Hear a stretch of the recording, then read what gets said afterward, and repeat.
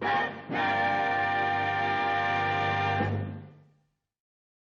Adventures of Batman with Robin, Boy Wonder.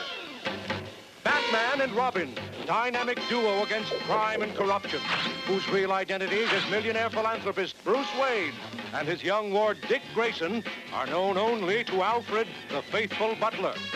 Ever alert, they respond swiftly to a signal from the police, and moments later, from the secret Batcave deep beneath Wayne Manor, they roar out to protect life, limb, and property as Batman and Robin, Cape crime fighters. Batman and Robin, scourge of Gotham City's kooky criminals. The Joker, clown prince of crime. The Penguin, pudgy purveyor of perfidy. And the cool, cruel Mr. Freeze. Watch out, villains. Here come Batman and Robin. Welcome back, citizens, to an all-new episode of the Batcave Podcast. It's your old bat chum, John S. Drew here, and we're continuing our look at the 1968, now that we got that one right, 1968 Batman Filmation series that aired on CBS. And joining me on this exploration of that series is the man himself from 13thdimension.com, Mr. Dan Greenfield. Hey, Dan. Hey, John, how are you? Good. You know, we've been discussing this back and forth in the last couple of episodes, and there's still some confusion, some things that we're not entirely sure about. And you and I were discussing this just before the show about exactly which roles Ted Knight played on Batman, and one of the ones we were discussing was Commissioner Gordon. Yeah, I don't pretend to be an expert on these cartoons. In terms of the casting, I mean, I've read what I've read and I've seen a lot of stuff out there, but I don't know everything. So maybe this is something worth opening up to the listeners. But is Ted Knight, who is generally believed to be the voice of Commissioner Gordon, is that really Ted Knight? Because I don't hear the voice. Now, maybe Ted Knight was that good of a voice actor that he could really disguise his voice. But I usually, when I hear his voice in other characters, I can hear it. I can hear the tone. I can hear the tenor of it. But there's something about the Commissioner Gordon voice that just sounds like a different person. Might be a trap. I'll have my men surround the place. And so if anybody else has any kind of insight about who it might actually be, I would love to hear it. Because even when I was watching, the batch of episodes that we're going to talk about today, I made a point of watching the credits, and they're combined credits with the Superman cartoon. So I see Bud Collyer and Jane Alexander and Jackson Beck and voices like that. So I'm like, I know it's not those guys. But there are also names, in addition to Olan Soule and Casey Kasem and Ted Knight, that are listed in there that I'm not entirely sure might actually be the Commissioner Gordon voice, and maybe even some other voices. So I'm just not sure, because to me, every time I hear it, I listen for Ted Knight. I just don't hear his voice in there. See, now that's interesting, because I agree with you about the tone. There's a certain Ted Knight quality to all his performances, but I do lean more towards he being a better voice actor in the sense of, being able to do different voices. Because in the ones we're watching today, for instance, there's going to be one of Penguin's goons who sounds like Olan Soule. It's just him trying to do a little bit more of a Brooklyn accent or something. Yeah, the thing with Olan Soule and Casey Kasem is that I can always hear it. I can always hear when they're like, oh, that's Casey Kasem did that voice. Oh, that's Olan Soule that did that voice. And usually I can hear that with Ted Knight, but with Commissioner Gordon in there's something that's just different. But I never realized how talented he was at doing voices. Maybe he really did have more range than I thought. Well, it'll be interesting to see as we go along, because I've been, now that we've discussed Larry Storch, Ted Knight as the Joker, trying to find that moment when Knight took over. I thought it was I thought I might have even heard it in this batch of episodes, that I heard a difference in the voice, but then it shifted back during the episode. So yeah, the thing is, like, for me, I didn't remember them, like, in the sense of as kids, the voices were all there and that was it. You were talking about the Larry Storch switchover. That's what yeah, that's right. So to me, it's like as a kid, I would never have noticed the difference. Anyway, there was always that Joker voice, and it did remain distinctive with me as a kid growing up? Because it's funny because many people, Cesar Romero, Joker, and Jack Nicholson, Joker, but nobody ever really gives credit to this Joker here in '68, which was actually really well done. Yeah, but I think it's also a case where, again, this cartoon, and I mentioned this in our first episode, is that the Filmation Batman cartoon was sort of an elusive thing. It wasn't. I mean, it was widespread in the early '60s when it was on, or I'm sorry, the late '60s when it was on regular television. But once it went into syndication, it never hit the Super Friends heights for people of our generation. Maybe for people who are a few years older than us, it did. And the memories are somewhat different because I used to watch Super Friends on Saturday mornings. It was on, first run. And it was on for so much longer than Filmation was. And Filmation was on syndication. And at least where I grew up, in the New York area, it was hit or miss. And I even mentioned in that first episode that, it went away for a number of years that you didn't have that same. It wasn't that you had you understood all of the inherent ins and outs of it. Like when in going back over these episodes, I remember watching Filmation as a kid. I don't remember specific episodes other than very specific sequences from those episodes. So even though I've watched them over the last few years, a lot of this stuff gets lost. And remember, it only was released on home video. And I meant to amend this because we talked about it, and I kind of glossed over it in the first episode. They had VHS releases of these cartoons in the early 80s or mid 80s under the Superpowers banner. But even then it wasn't complete. It was just a couple of episodes. So I think that it doesn't stay because the show didn't have quite the same pop cultural impact as, say, Super Friends or certainly the Batman 6, the live action TV show, which was Batman in popular culture for decades. Which is a shame because there are definitely some gems. Oh, definitely. Including, I actually am very fond of this next episode we're going to talk about today. Well, let's go then. All right. The episode's called Bubi, Who's Got the Ruby, written by Bill Keenan. And, for me, already I'm starting to make connections and such. Yep. What's working for me, what's not. And Bill Keenan's stories work. Yep. I was thinking the same thing. I was like, okay, I think I'm seeing a pattern here. Yeah. This aired on October 11th, 1968.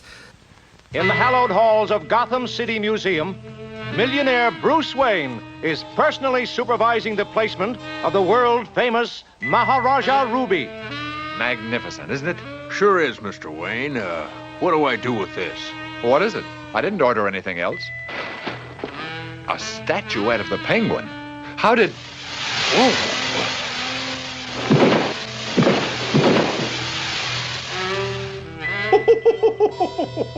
It worked just beautifully.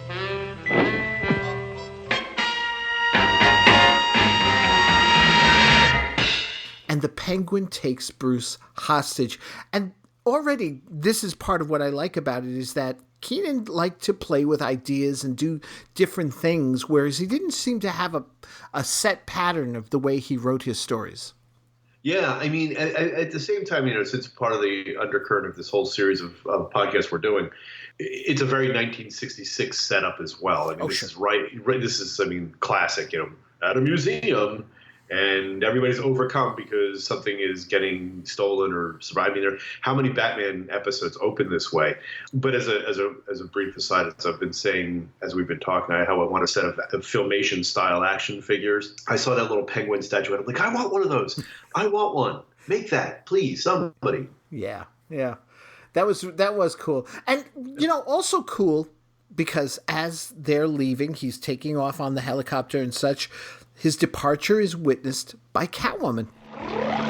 Don't be too sure about no witnesses, my fine feathered friend. Yeah, again, this is the benefit of having a limited voice cast. Even if it's cheap animation, it's an unlimited canvas. This map should help Batman find you, Mr. Penguin. Then he can do my work for me. Get as many characters as you want because you don't have to worry about actors showing up. So there you go. You've got Catwoman and Penguin getting what would become a classic pairing in 1992 with Batman Returns, a very different version of these two characters. But I liked when they did villain team-ups on this show. It was something that they were able to – they did it more in this show than they did it in the comic books, getting these kinds of characters together. But, yeah, it's nice that they could do this more often than they could on the TV show. It is. And there's something interesting later on in the episode that really stuck out to me. She calls Penguin lover. Lover, yeah, I got that too. I just thought that was weird. It's just hey, Penguin lover, in that voice, with that awful voice that it's like fingernails on a blackboard. I would love. The thing is that the Catwoman appearances on this series are actually good. They're actually good, but it's her voice that just like I have to almost brace myself for every time she talks because it's just so witchy. And it doesn't fit the character at all. I think it's a real misfire. In the same way, I'm not crazy about the Penguin's voice either, but it's not to the extent that I don't like Catwoman's voice. I think both of them are misfires on different levels. I think the Joker and Riddler voices are much better, and we'll talk about all of that as we go along too. But anyway, on to the episode itself. So she leaves this map in the Penguin statue, which is, basically directions to the hideout for Batman. Yeah, yes. Yeah, as if he didn't know where it was. Yeah. Right. Well, this time it's different. Right. Well, that's true. Right. Which I also liked that twist. But I love this. We then cut to Wayne Manor, and we've got this scene with Alfred holding the punching bag for Dick, and the look on his face just as it's like, oh my God. He's like, he's getting pounded because he can feel the impact. Yeah, but this is one of the great Filmation unintentionally classic sequences. And it's because if you notice the animation on this one, you get it you have, first off, Robin's boxing without moving his feet. Now, I don't know if this is some kind of Mickey from Rocky thing that's going on here. You gotta plant your feet, or something that would be like helping his upper body strength. But he's wailing on that bag without moving his lower body at all. So I guess Robin was a lot stronger than I realized. That's number one. Number two, he's bent over in a way that it's like, how would so the animation is just really wonky. And then you see Alfred getting and it is funny, and it's done for comical effect. And Alfred's trying to hold the bag, and he notices the bat signal, and then when it cuts back to him talking to Dick's back. He's in a suit. He's out of his gym clothes. It's like I mean, if you thought that the quick change costume device at the Batman 66 show was nuts, this is just like out of thin air. All of a sudden, he's out of his gym clothes, showered, in a suit, in the middle of the conversation. I thought that was great. Then when they cut to Robin going off, Robin driving the Batmobile to police headquarters, very briefly with the stock footage, it's Batman driving the Batmobile. So they just inserted the stock footage. But when the Batmobile pulls up to police headquarters, you only see Robin running up, his little silhouette running up the stairs. They made the point of not showing Batman running up. So the whole thing is a mess. But it's great because every time I'm looking at it, I'm like, wait, what? It's what makes Filmation as opposed to anything else. Yeah.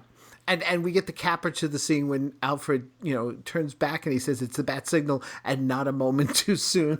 Yes, I like that. Yeah. There are little asides in there that on rewatching these episodes that I didn't give it quite enough credit for. It's a little funnier, these episodes, and not in the hokey way, just in the clever way, than sometimes I give it credit for.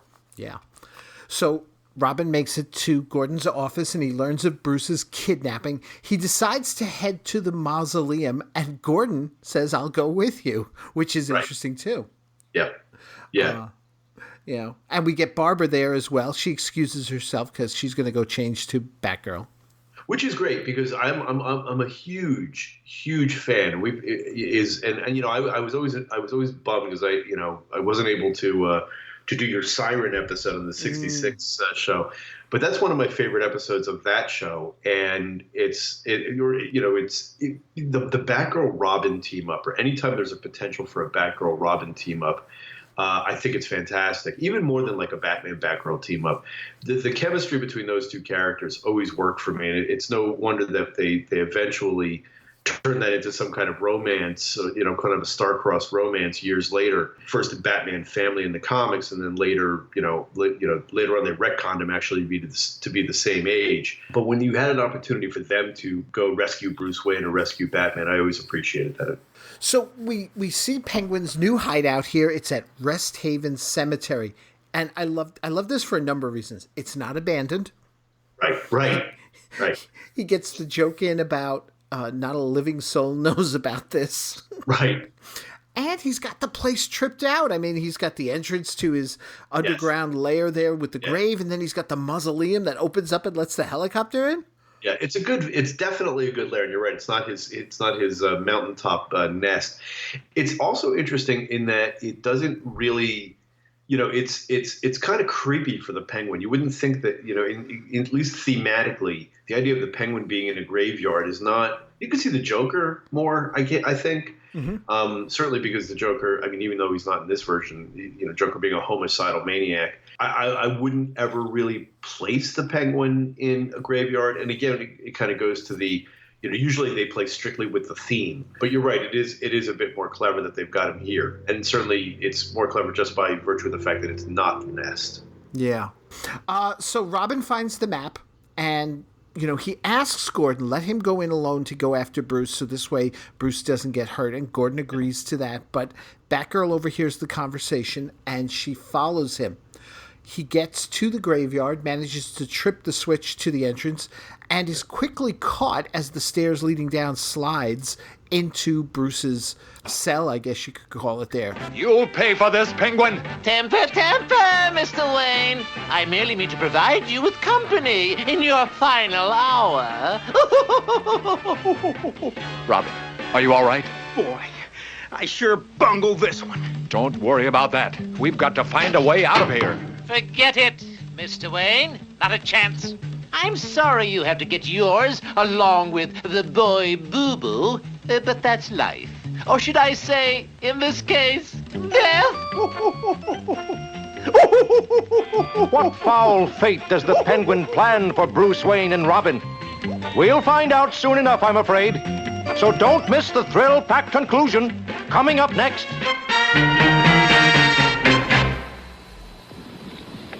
You won't get your vitamins munching peanuts for lunch. I'm miles from the nearest diner. Aren't you going to stop for lunch? I'd rather skate than eat. What's a mother to do? Serve them Total, the vitamin cereal, the only leading cereal hot or cold with a whole day's vitamin supply.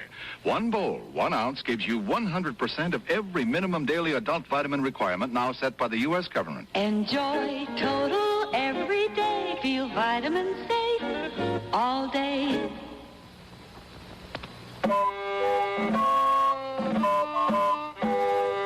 Sometimes, the only way to get people to notice you is to make a lot of noise. Make noise with bugles.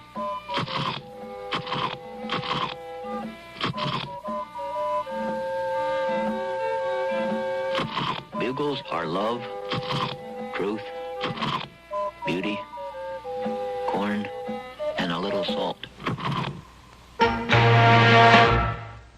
In an effort to rescue Bruce Wayne from his abductors, the boy wonder has only succeeded in sliding into the same trap. What's that noise? I don't know. Sounds like great guns. The walls are closing in on us. Holy nutcracker! How do we get out of this? Looks as if we've got us a problem, pal. I'd say we've got 2 of them. I am a sucker for trapdoors. I don't know what that is, and I said it when we talked about it on the Joker episode with the trapdoor leading into the slide, and when they did the trapdoors or the trap wall, I guess on the 2 Catwoman episodes in Batman 66 when they did that also. I couldn't even paging Dr. Freud, because who knows why there are certain things that you find really extra cool about these shows and what really gets you excited. Why trapdoor? Ooh, thrown into an underground cell. That's really cool. I have no idea why that's cool. I just think that it is. See, now by that same token, I'm that way with the moving walls. I just find the whole idea of stopping the move, because that's the method of execution. He's going to press them by having the walls come together. I find that fascinating. Right. Well, I did only because, which is cool because it's also Star Wars, probably the most famous version of that when they're in the trash compactor, and that is also great, And they even would make a toy that had that emulated that particular scene, and you're right, there is something really kind of cool about that idea, and again this whole sequence, whether it was intentional or not, was kind of borrowed from The Perfect Crime, because you had the same thing, the trapdoor, they're trapped, and then the walls start closing in, and they have to, it's not like they invented these things, but they certainly popularized that whole sequence on the Batman 66 TV show. Whether that was why they did it here or whether they just did it because it's a trope, I couldn't tell you. But you're right, it's a really fun sequence because this is a good episode. Oh, yeah, no, it's a great episode. Batgirl arrives, she saves the day, pulls the switch because the Penguin has already run off. Right. And it's interesting because, again, this is a little bit of the shortcuts in storytelling, which is fine. Bruce says he overheard them talking about a yacht. So they decide to head to the shipyard or the docks. And before that, though, Robin has to take Bruce home. Right. Home. Yeah. Where they plan to get the Batboat. Yeah. So which is great because anytime you get again, this is another case of because of the budgets, they could just throw in the other Bat vehicles at will. They didn't have to, on the Batman, on the live action show, stock footage used, from the movie. And used sparingly. Yeah, even then it was used sparingly. Here it's you can have totally new adventures or totally new sequences using the Batboat. And again, the Batboat not looking quite like the 1966 Batboat, but it's definitely the influence with the large fin in the back and the color scheme. Although the Batboat was of course blue as opposed to black and orange. Unless you had a little Corgi one. The little Corgi toy was black and orange, and or at least one of them was. The color scheme is different. But I also like this design. And again, I know I harp on this because I like toys, but I would love a model of the Filmation Batboat. If somebody ever did a Filmation action figure set to have a Batboat as being part of it, because I think it's a good design. Who knows? Maybe Funko will go that route next. Boy, I tell you, I would love them. I don't think they will because I think this is too obscure for anybody. But the diehards. Yeah, exactly. Yeah. But I can dream. So, at the dock, Penguin's on board one of the boats and he's preparing to head off to South America with the Rubi. Ahoy, Captain! Hoist your mizzenmast! Scuttle the poop deck! Cut your jib! South America! Here we come! Not so fast, Pengy Leather. You? Yes, Pengy baby. It's time to feed the kitty. No! I'll take this purloined precious. You felonious feline! Don't think you're going to get away with that! Hit the deck! Enough of this tomfoolery. Penguin starts shooting at her. Yeah, I know. That is, again, because we talked about this earlier.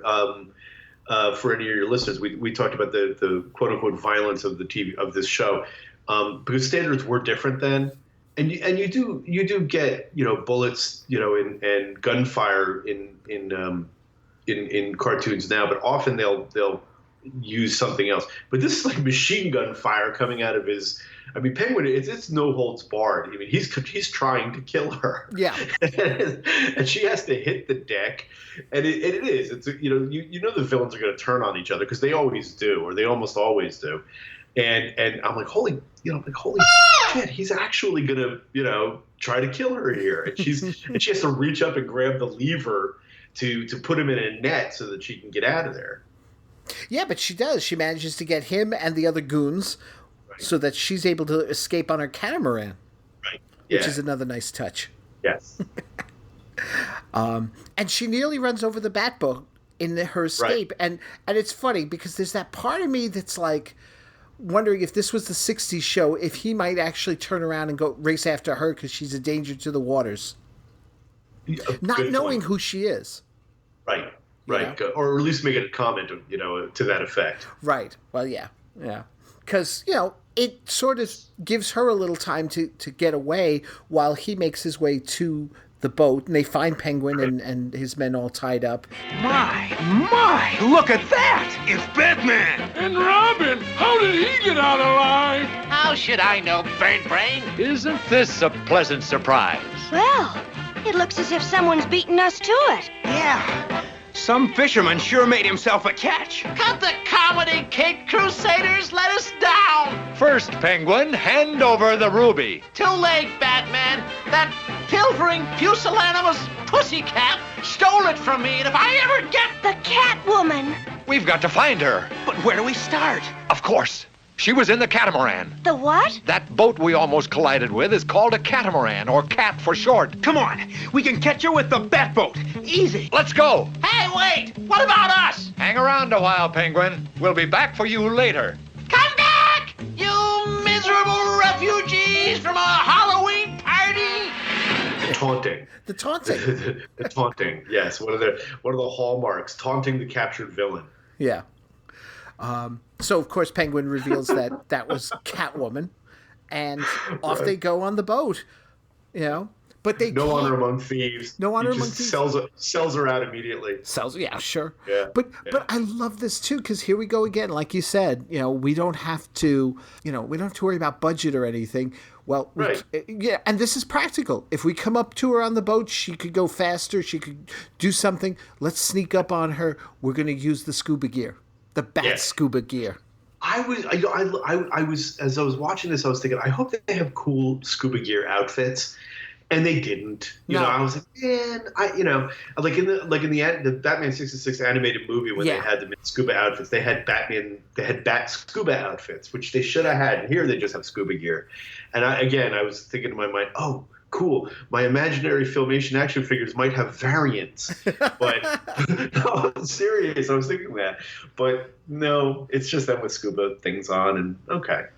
Although you can actually get Batman 66 action figures, they have variant heads that you can get with them wearing those rebreathers they used to wear on the show that always looked cool that just covered their mouths. You could actually get those, but I digress. Well, I love toys, man. I love toys. Well, I think this holiday season we got to sit down and talk about Bat Toys again, but more about the older stuff too. That's no kidding, definitely, because we'll get to this in a different context, but yeah, I mean, Mego alone is there's so much there. So anyway, so they get to the boat. Did you ever notice how fast time passes when you're having fun? How about sharing the fun with us, pussycat? Oh, you didn't think we were going to miss the fun, did you? The ruby. Hand it over. You can't be serious. Get the men, quickly! Go, Robin, go! Bat fight breaks out. Catwoman leaps overboard, interestingly enough, and tries to swim for it. A perfect time for me to leave. And that's when Batgirl comes up on her and uses the bat net. Good show, fellas. Oh, no, you don't, pussycat. That's a big net. Yeah, now there's a couple things about this. First off, Catwoman's swimming form... Get away from me! Get away! Not on your 9 lives, kitty cat. ...is about as good as Dick Grayson's form punching the heavy bag. I've always meant to ask you, Catwoman, who does your hair? You rodent! Batgirl's got the Catwoman in the Batnet. Good. Let's round up the other villains for the police. The fact that she's able to keep pace with the Batboat, at least for a while. So, man, she's got, again, very strong. She's a lot stronger than I thought. Also, that the fact that the only thing that's moving is her arm, and it's practically windmilling, through the surf so that she can get away. But again, with the bat net, it's one of those things that they could show easily without having to worry about having a budget that has a bat net.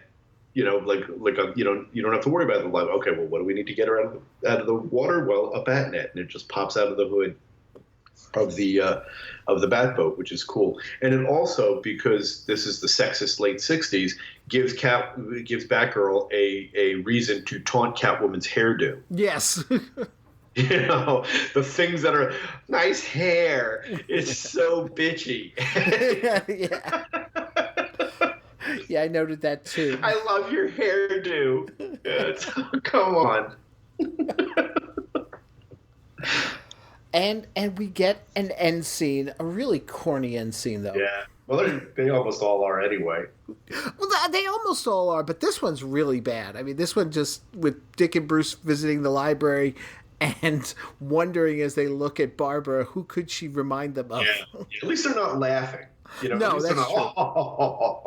At least it's just kind of ends on that, because they did that on the 66 show all the time also, especially to begin. I wonder who she is under that mask. Let's follow her, Batman. Or no, it couldn't be. It is such a cheesy.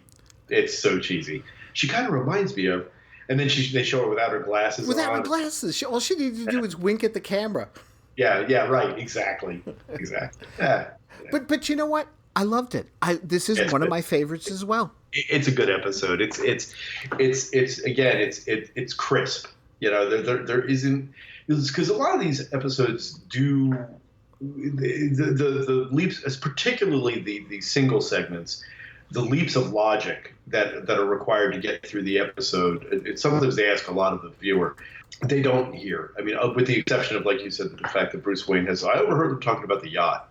Right. It's better than them getting a clue that makes no sense at all. They have to use Gotham City logic to come up with the idea that there's a yacht. So, I mean, I'm willing to accept that kind of shortcut. But on the whole, it's a pretty straightforward episode. And again, it may be a simplified version, but it certainly is a setup and a concept that would have worked well on the live-action show. Yeah, no, I agree. All right, so then we move on to the single-part episode, and it's our first appearance of the Riddler. Yes. It really is interesting how much they focused on in the first several episodes. And again, it's going to something that we discussed at when we did the premiere of these podcasts, was how much they emphasized the Joker and the Penguin, to a somewhat lesser degree Catwoman. Mr. Freeze was in there. I'm kind of surprised it took them this long to get to the Riddler, considering how popular the Riddler was, particularly with children. It took them several weeks before we got to see a Riddler episode. But I like this version of the Riddler. He's in a way he's closer to the TV the Frank Gorshin version of. Let me back up there. In a way, he's closer to the live-action version of the character than the other ones, with the exception of maybe the Joker. I think this Riddler is more like the live-action Riddler than, say, Catwoman is like the Catwoman or the Penguin is like the Penguin. Most of it has to do with the voices, and I get that. But I like this Riddler. And, in fact, there's what I didn't even realize as a kid, we just mentioned Migos. When Ted Knight doing the voice, he's basically doing Frank Gorshin, and not a very good version of Frank Gorshin. But he's speaking the haltingly voice, that weird staccato voice that Gorshin used to speak with, and he also tries to do the maniacal laugh, but it doesn't really work as an imitation. So it really kind of is its own thing. It's sort of a hybrid. I didn't even realize it until I started watching these again, that when I used to think of the Riddler's voices in my head, but when I used to do the Riddler voices when I'd play with my Migos as a kid, it was this version of the Riddler that I would do. So I would do basically, little Dan was doing Ted Knight doing Frank Gorshin and not even realizing it, in the same way that actually this version of the Joker voice is closer to the voice that I would use than trying to imitate Cesar Romero. And maybe it's just because these are such basic versions of these voices that a child could emulate. I don't know what it was. But it's one of those cases where I didn't even realize that the show was kind of seeping into my mind with that kind of impact or influence than I ordinarily would have thought on retrospect. Now, see, that's funny, because when you talk about the voices there, I actually use the voices of Olan Soule and Casey Kasem as my Batman and Robin when reading early Batman comic books. Yeah, I would hear those voices too. I can kind of see that. Maybe, and that also might be because of the artwork. But now that you mention it, when I would read those Silver Age comic books, not the Bronze Age, the Neil Adams stuff and Irv Novick or any of those other artists, that whole look, that darker look, I didn't use it. But I think that it probably did hear. I certainly didn't hear Adam West and Burt Ward. No. When I was reading the Silver Age comics, those back issues. That's interesting. But then it kind of goes to the discussion that we had, that Olan Soule and Casey Kasem were better voice actors than Adam West and Burt Ward were, even for these characters, when they had the chance to do them in the 77 show. So it might be that I did make because the look of this show is not based on the 1966 characters. It's based on the comic books of the time. The Catwoman, for example, this version of Catwoman, the green-suited Catwoman, had already been introduced in the comic books, about a year or so earlier. They were using those designs because they could. They weren't dealing with likeness rights. So your Joker is a Carmine Infantino Joker. Penguin's a little different because in the comics, he wore a black outfit and he didn't quite look like this version of the Penguin, but it was similar. In fact, this version of the Penguin is a little bit closer in a way to the Dick Sprang version from years earlier.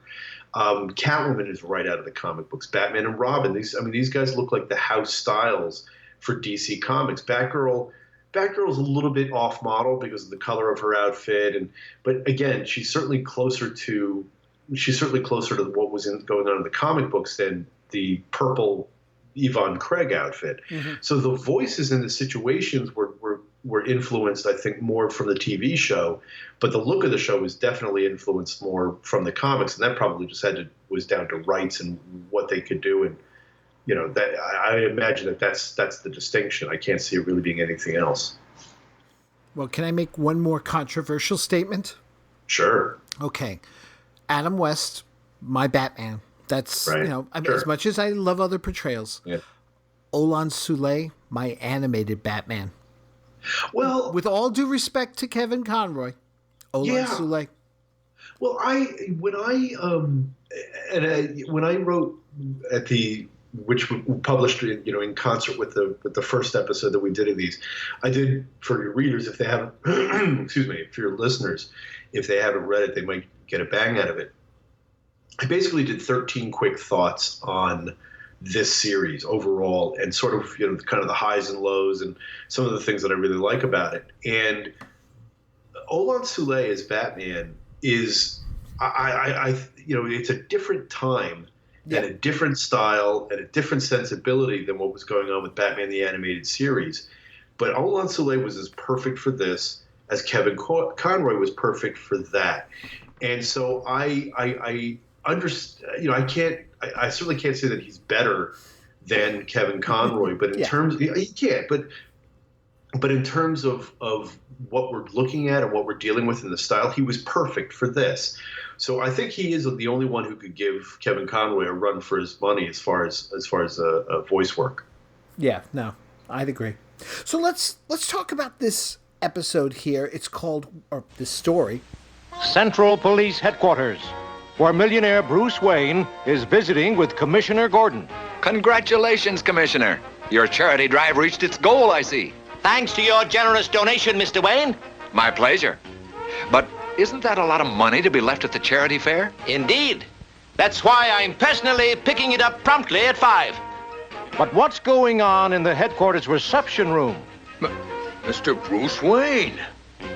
But I just saw Mr. Wayne in the commissioner's office. Things are not always what they seem.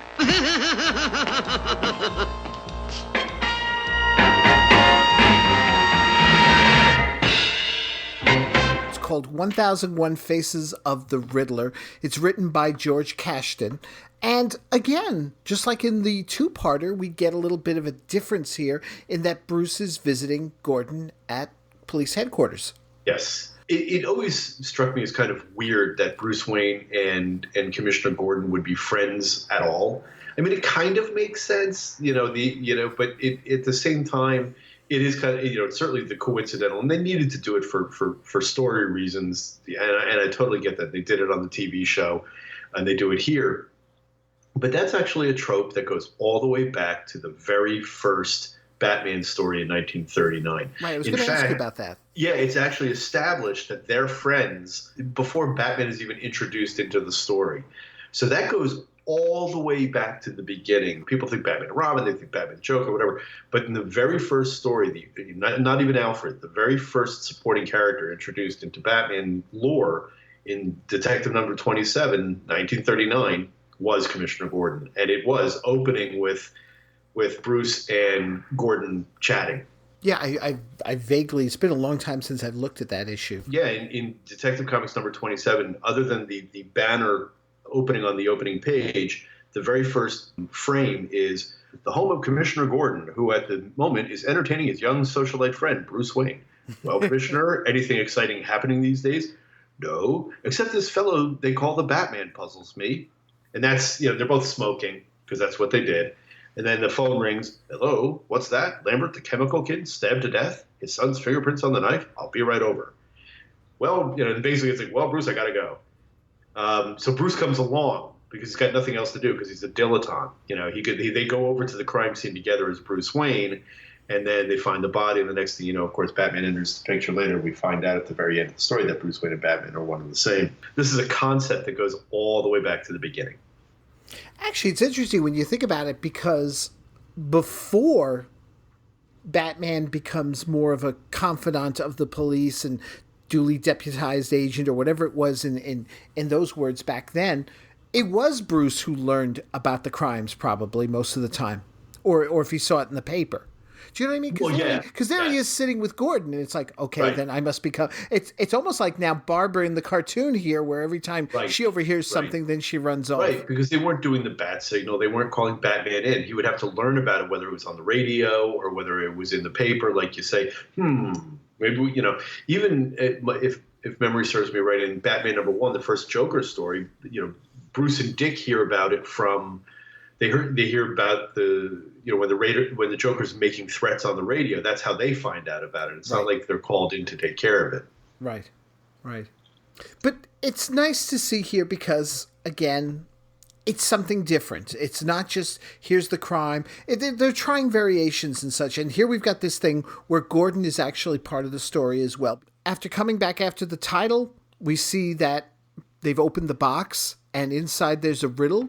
Where is the hottest spot in town today? Now, as much as, yes, I like the Riddler and I like this story, the riddles aren't the most engaging, although they do have a double meaning to them, which is what I do like.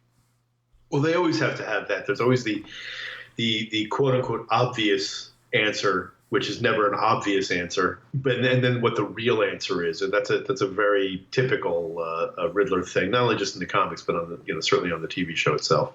Yeah. What did you think of Riddlers Hideout? Because they do a brief scene with that, with the question where mark. They show the question mark. Yeah, I was thinking about that in terms of, okay, we've got Joker's house of cards on that dirty, dingy street. We have the Penguin's nest on top of the mountaintop most of the time, except that it's in a it's in the graveyard in the episode we just talked about. I think it's really cool. And again, it's the kind of thing where I think, well, why don't Batman and Robin just go there? Obviously there aren't that many question mark shaped buildings in Gotham City. I got to figure that the one that it is shaped that way, that's where the Riddler might be, and they ought to go there first. Yeah. And the thing is, it's like the Bat computer works out the riddle as the Gotham steel mill. And it looks like at first Batman and Robin are heading off there, and we see that's not at all what this is all about, because Riddler and his men are dressing up as Gordon and police officers going to steal the charity money. But Batman does figure it out. Because of course. And he reasons it rationally enough. The hottest place in town is the one with the thermometer, where it's all the way up at the top at the moment because of the money. Sure. Sure. Yeah. I liked that. I did. It looks as if you guessed wrong, Batman. What do you mean? There goes the commissioner with the money. That man is an imposter. Stand by for bat turn. But how do you know that, Batman? The commissioner told me he was coming here at 5. It's only 4:30 now. Riddler, they're on to us. Get rid of them. Hurry. Now that's a 66 piece. Yeah, it was supposed to be 5 o'clock. He got there at 4:30. Smoke that grenade, Robin. On the way. Sure. They probably have a little bit more of an emphasis on he's always on time. Yeah. The commissioner, he's always prompt. Yeah. They're out of control. Activate that winch. Now. Okay, now let's deliver this package to the police. But in the confusion, Riddler gets away. Right. Well, you gotta have a reason to chase him. Yep. And he tells his men that the next caper they're doing is this track and field event where he's got to leave the riddle again for Batman. Where is the biggest vault in town? Again, you're going to think, the Bank of Gotham.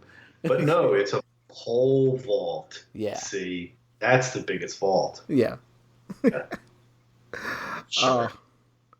I again, simple riddles, but I like the play on the words. They really weren't riddles in so much as they just were puns almost. Right. Exactly. Yeah.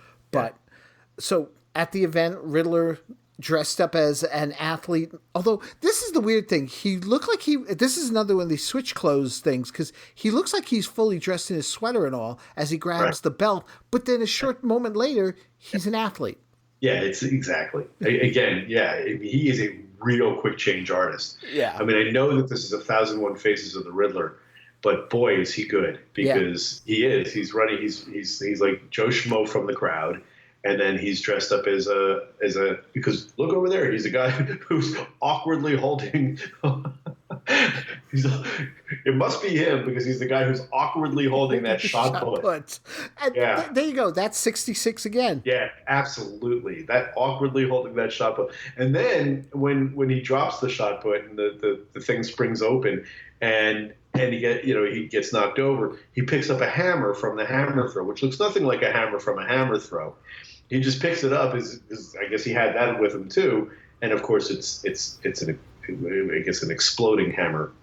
Right. Or it's a gas hammer or an exploding hammer, whatever it is. But it's enough to sort of cause a distraction to let him get away. He is a master villain, I mean, he's not a regular villain. He's a super villain. He's a super villain. But did you get the feeling in watching this that there was perhaps a chance that Cashton thought maybe they could get away with a false face episode? No, I didn't. I mean, it makes sense because you're dealing with someone who's a quick change artist, and you're right. It definitely has similarities to the false face episode on Batman 66. There's without question, because the concepts are the same. I don't know. It's so hard to parse some of these things, because some things seem so obviously lifted from the TV show. And Scheimer did say that they lifted things from the TV show. Lou Scheimer, the head of Filmation. Right. I don't know. It's certainly an interesting thought, but I'm guessing that he was just sitting in his office and just said, "What am I going to write about the Riddler? Quick change artist. Okay, boom, off we go." I don't know if they were thinking about it like us, like we would think about it as far as being fans. Right. I don't know. I could be wrong. Well, the Riddler in the 66 show did have his share of costumes. Yes, he did. So it's even in the pilot, if you count the elephant face. Right. Yeah. Or for the fact that he's able to make Molly look like Robin. You talk about being a master of disguise. Yeah. That is, yes. And again, one of Burt Ward's greatest moments on film. Yes. Was him acting as Molly acting like him. Yeah. Because I know this is really, really weird, but I really do forget that it's actually not Burt Ward. I actually forget that that's not Molly in disguise. I know that says more about me than it does about anybody else, but I still think that is he does such a good job, and it comes off as really creepy too. Yes. But it works. And again, because I am obsessed with toys, and we should talk about, we might want to do an episode talking about the Funko toys even before we get to this Christmas, because Funko said that they were going to try to do a lot of variants for their new Batman 66 line of figures. Speaking of, I would love a little elephant face Riddler variant figure, because why not? Why not be able to do that? It's basically a paint job of him in his suit, and you have an elephant face on it. How cool would that be? That would be. Yeah. So, anyway, back to the show. So we get to the next riddle. Who is the top wrecker in town? And this one's pretty obvious. They rush to the scene of a demolition site where Riddler is waiting for them on top of the building, and they're quickly captured by them. He leaves them inside the building tied up as he plans to demolish it. Yes. Yeah. Doesn't shoot them. No. Just, sets them up for an elaborate demise. Even if it's pretty straightforward. Again, it's always let's give them a chance to escape. Right. Which They do, because they find a jagged piping and are able to cut themselves free. We made it! Yes, but we're not out of trouble yet. They're out! But I'll still send them to their doom! He's trying to knock us off! Follow me, chum. Right behind you. What are they trying to do? Hold them off! This must be the welcoming committee. Bat fight breaks out. They're missing one member. And Riddler is quickly captured. Oof! Relax, Riddler. You're in no hurry now. Yes. Yeah. Because it's only an 8-minute single part episode. Right. And but again, he could only be elusive for so long. Yeah, that's true. Yeah. In fact, we'll see that in our next episode. The ending is cute, though. Again, we've got a new disguise for Riddler, the prison garb. Yeah. Yes, exactly. The taunting. Wah, wah, the taunting. Bat taunt. Time for the bat taunt. But I liked it. Sure. Yeah. It's fun. It's a good episode. It's I'm not as much of a fan of the thing about the two-parters that sometimes they feel padded, and the single episodes sometimes don't feel like they have enough room to tell their stories, right? Or that sometimes they feel like they might have started out as two-parters and they ended up condensing them because there are too many leaps of logic to get from point A to B to C. Right. This one's fine. I mean, it's just straightforward. It's fine. It's a short little story. Again, it's still a surprise to me that it took them this long to get to the Riddler, and that the Riddler would premiere in a single episode rather than a double episode. But, it's not like we're not going to see him again. No, that's true. That's true. In fact, we'll see him next episode. Yes. Speaking of. But before we get to that, Dan, what's happening over at 13th Dimension? When earlier this year, when the end of the 50th anniversary came, then it became the 51st anniversary of Batman 66. I thought I was going to be writing about it less for some reason. I couldn't be more wrong. For some reason, I'm writing about it all the time still. And it's not just because I continue to be obsessed, but it's also because there's always something to write about. And, I've mentioned toys a lot throughout this episode. And right now, this spring, we are doing a lot of coverage of the Funko Batman 66 action figures, the new line that I mentioned, just before, because it's a line that I'm really excited, and we've been doing a lot of coverage, a lot of behind the scenes stuff there. So for your people here who are listening and because they're Batman 66 fans, check us out often, because we do have a lot of that coverage going on. But as always, we do other things too. I mean, we do, and it's not just Batman. Whether it's a comic that could be coming out next week, it's a comic that came out last week, it's a comic that came out 50 years ago. We do a lot of that kind of stuff. So if you're not familiar with 13th Dimension, I invite everybody to check us out and leave comments and see what they think. And that's 13th Dimension, 13th dimension.com. Correct. So, all right, folks, like I said, next time Riddler will be back. I mean, this wasn't just a one-and-done deal or anything like that, or we're going to have to wait a while. In fact, our next episode, we've got a slew of villains. First up, yes, we've got Riddler and Penguin teaming up to take down Batman in the big birthday caper. And then we've got Penguin and Joker teaming up and getting help from some real-life penguins in Two Penguins Too Many. Yes.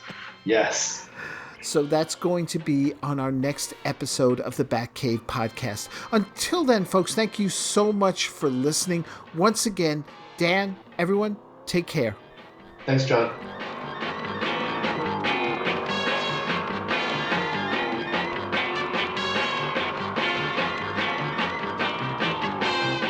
Thanks for listening, chums. I don't have a bat phone, but you can contact the Batcave podcast through its Facebook page, Twitter, email at thebatcavepodcast@gmail.com. Subscribe to the podcast via Libsyn.com. That's LIBSYN.com. Or through iTunes. The Batcave podcast is part of a series of pop culture podcasts from the Chronic Rift Network. Find them at chronicrift.com. So until next time, citizens, same bat time, same Batcave podcast.